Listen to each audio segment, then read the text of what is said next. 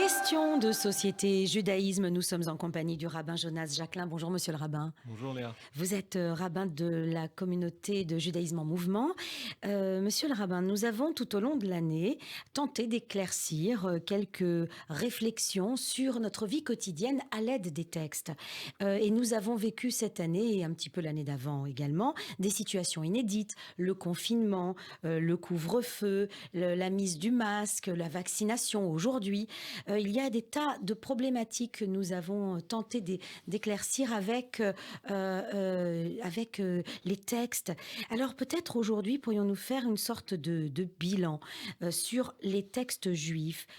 En quoi, dans quelle mesure les textes juifs peuvent-ils nous aider à décrypter l'actualité ?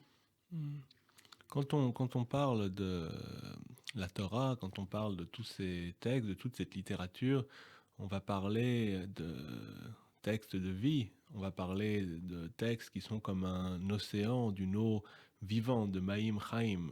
Et on va dire, Etz Chaim I, c'est un arbre de vie, la Machazi Kimba, pour ceux qui sont capables de les saisir, de se les approprier. Et donc évidemment, ce qu'on a avec l'étude de la Torah et des textes qui viennent les commenter, c'est le fait qu'on n'est pas dans un savoir, je dirais, du passé, on n'est pas dans une connaissance de l'histoire uniquement, mais on a affaire véritablement à, si j'ose le dire ainsi, un outillage qui nous permet de comprendre le monde. On a affaire à des réflexions qui peuvent, avec un peu d'exercice, se transposer à la réalité qui existe aujourd'hui. Et dans toutes les questions qui se posent, il ne s'agit pas évidemment de dire nos ancêtres, à l'époque de la Torah ou à l'époque du Talmud, ont vécu un confinement comme celui qu'on a vécu, ont été confrontés à la question de la vaccination, du port du masque et toutes ces choses dont on parle aujourd'hui, mais de se dire, on a dans ces textes des outils, on a dans ces textes des concepts qui vont nous aider à comprendre tout cela. Quand vous dites outils, pardon, ça veut dire que ce sont des clés, mais ce ne sont pas des affirmations fermées, posées une bonne fois pour toutes. Jamais. Jamais, parce qu'on est toujours dans une tradition ouverte, dans une tradition qui évolue. Et donc, on a la possibilité, je dirais, de comprendre cela. Et quand on parle du peuple juif, souvent on dit c'est le peuple du livre. Et quand on dit le peuple du livre, qu'est-ce que ça veut dire ? Ça veut dire en réalité, c'est un groupe dont l'existence procède du texte. C'est un groupe dont l'existence ne procède pas, je dirais, de l'installation dans un lieu donné, dans une époque donnée, mais dont l'existence collective procède de la volonté, avec le père, le fils, le maître, l'élève, de se retrouver face au même texte et de venir l'hydroge, donc exiger, demander du texte un sens pour ce qui fait la vie et pour les questions qui se posent. Et donc, faire vivre le texte, c'est non seulement l'étudier, mais surtout être capable de lui faire regorger, dégorger un sens pour des situations qui sont celles qui sont là pour nous aujourd'hui. Et c'est ça vraiment, s'inscrire dans une histoire. C'est se dire, le monde, je ne suis pas le premier à vivre des situations compliquées. Ma génération n'est pas la première à avoir à répondre à des questions. Et donc, la force que l'on a, c'est de pouvoir s'appuyer sur des siècles, des milliers d'années d'études et de sagesse. Oui, donc quand on dit le peuple du livre, on devrait peut-être dire le peuple du questionnement, de sorte que tous les possibles se présentent à l'homme. Tous les possibles se présentent à l'homme. Le peuple du questionnement et la recherche de réponses au-delà du questionnement. C'est ce qui fait que c'est universel aussi. Ce qui fait que ça va être universel et ce qui fait qu'on n'est pas juste là, je dirais, à se poser des questions, parce que c'est sympathique de se poser des questions. Je veux dire, il pourrait y avoir cette disposition, une sorte d'indice littéraire qui veut qu'on prend plaisir à se poser des questions dans la joute oratoire. Mais l'idée, c'est véritablement de chercher des réponses. On utilise les questions pour trouver des réponses. Qu'est-ce que ça nous dit du divin, ce que vous nous dites là maintenant, et ce concept du questionnement et de la recherche de réponses ? Alors, justement, il y a une très belle phrase d'un rabbin américain qui s'appelle Louis Finkelstein, je pense, j'ai peut-être déjà cité par le passé, qui nous dit « Quand je prie, je parle à Dieu, mais quand j'étudie la Torah, c'est Dieu qui me parle ». Et donc, d'une certaine façon, quand on étudie, quand on cherche à faire vivre ces textes, ces questionnements pour des réponses actuelles, c'est comme si, à sa manière, Dieu continue de parler aux hommes. Il s'est révélé quand il a créé le monde, il s'est révélé à Abraham, il s'est révélé au peuple d'Israël au pied du mont Sinaï avec Moïse, mais comment est-ce qu'il se révèle à nous aujourd'hui, sachant qu'on n'a pas des prophètes ou des figures capables d'entendre la voix divine, comme Oui. c'était le cas des personnages de la Torah. Mhm. Et aujourd'hui, Dieu se révèle aux hommes, parle aux hommes, justement par ce message qu'on est capable de chercher quand on étudie les textes et quand on fait vivre cette exigence, qui est aussi une exigence éthique, qui est aussi une exigence humaine. On se demande, c'est très lévinassien, mais la place de Dieu, elle est dans le rapport à l'autre, elle est dans la capacité qu'on a à faire entrer du questionnement, de la sainteté, de la transcendance, de la verticalité, dans un rapport qui, au départ, serait juste un rapport à la personne qui est assise en face de soi. Alors tout au long de l'année, on se pose des questions de société.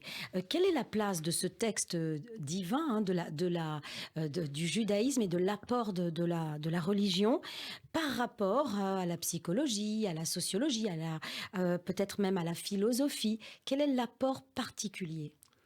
Je ne sais pas dans quelle mesure le mot de religion, c'est un mot Oui, approprié quand on parle du judaïsme. oui, c'est Et vrai. donc, si vous étudiez un petit peu, vous vous rendez compte que dans les textes, le Talmud, le Midrash, en réalité, on n'a pas toutes ces catégories. On va parler Ouais. d'un nombre de sujets indéfinis. On va avoir des réflexions qui vont être plutôt philosophiques ou théologiques, on dirait. On va avoir des éléments qui vont être des éléments juridiques, comment appliquer la loi dans ce qui serait des questions religieuses, mais aussi en matière commerciale ou en matière de dommages avec le monde dans lequel on vit. On va avoir des questions qui vont être plus psychologiques quand on va s'intéresser aux réactions des uns des autres. On va avoir des histoires, on va avoir des descriptions.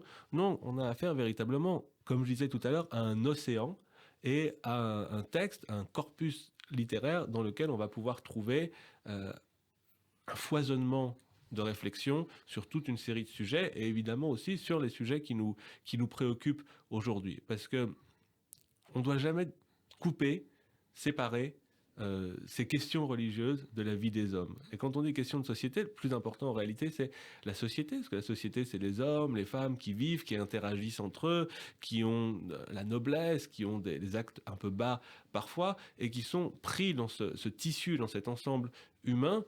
Et ces textes sont là pour réagir, pour codifier, pour apporter des réponses à cela. Donc on n'a pas d'un côté, je dirais, un divin séparé, coupé du monde, et de l'autre, des hommes qui vivraient leur vie à part, je dirais, uniquement entre eux, mais on a le besoin d'une rencontre, une collusion entre les deux, de manière à ce que le divin, ou à ce que ces questions-là viennent s'incarner dans la vie des hommes et dans les interactions qui vont exister au sein de ce qu'on appelle une société. Alors si on trace un bilan de cette année que nous venons de vivre et tout ce que j'ai cité en début d'émission, ces moments difficiles, le confinement, etc. Et aujourd'hui, nous avons également une remise en question pour la vaccination, notamment. Certains disent que c'est une privation de liberté, alors que d'autres vont dire que justement c'est pour donner la liberté d'agir. On est face à des contradictions au quotidien. Qu'est-ce qui vous reste de cette année, monsieur le rabbin? Comment les textes, comment la pratique aussi du judaïsme peut aider face à ces situations inédites et difficiles? Mais déjà, la connaissance de l'histoire aide à relativiser beaucoup de choses dans lesquelles on est, et je dirais l'attachement au mitzvot donne le sentiment qu'on est dans une histoire, dans un cadre qui dépasse le simple moment Oui, dans lequel on est. Donc oui. on a quelque chose de beaucoup plus général, et après, je dirais, la spécificité de tous ces défis que vous avez décrits, c'est qu'en réalité, ils se posent à tous, et c'est pas une question juive ou non juive, c'est un défi universel. C'est pas une question de celui qui va être plus pratiquant et celui qui sera moins religieux.